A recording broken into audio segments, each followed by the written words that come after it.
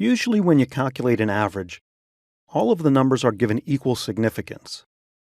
The numbers are added together and then divided by the number of numbers, as in this example, which returns an unweighted average of 5. With a weighted average, one or more numbers is given a greater significance, or weight.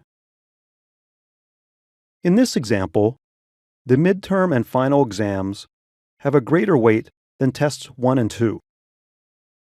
We'll use the sum product and sum functions to determine the weighted average.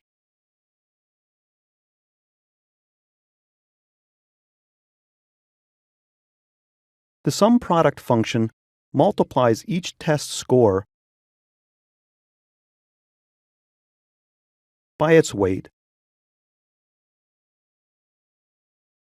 and then adds these resulting numbers. We then divide the outcome of sum product by the sum of the weights.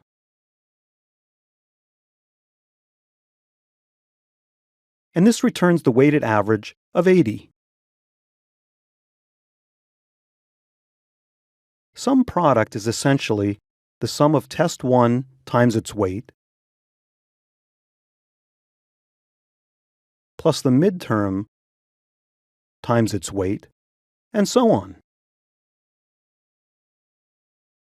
To get the weighted average, you divide by the total of the weights.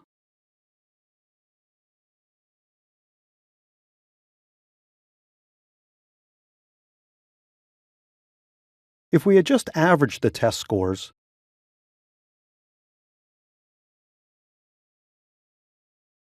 the value would be 75.5, a significant difference. For more information about the sum product and sum functions, see the course summary. Now you've got a pretty good idea about how to average numbers in Excel. Of course, there's always more to learn, so check out the course summary at the end, and best of all, explore Excel 2013 on your own.